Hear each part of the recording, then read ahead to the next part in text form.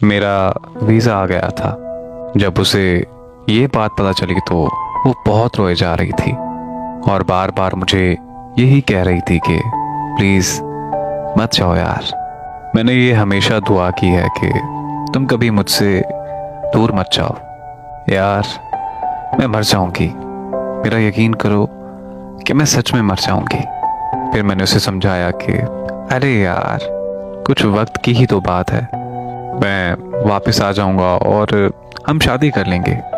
वो मुसलसल रोए जा रही थी और उसकी आंखों में आंसू रुकने का नाम ही नहीं ले रहे थे।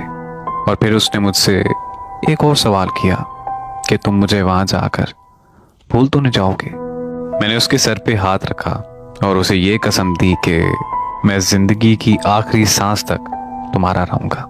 मेरा ये वादा है तुमसे। वो मुझे छोड़ने एयरपोर्ट तक साथ आई थी।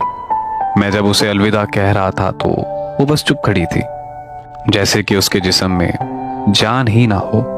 मेरा उसे देख के हौसला मुकम्मल तौर पर टूट रहा था, लेकिन मुझे जाना था। घर से दूर परदेश जाते वक्त क्या गुजरती है, ये बात सिर्फ एक परदेसी ही समझ सकता है। मैं जहाज तक पहुंचते पहुंचते मुकम्मल तौर पर टूट चुका था और मुझे ये महसूस हो रहा था कि जैसे सब कुछ पीछे छूट गया। और जब उसने अपनी पसंद की शादी किसी और से कर ली है तो अब उसकी वो बात मुझे बड़ी याद आती है कि बाहर जाकर मुझे भूल तो नहीं जाओगे।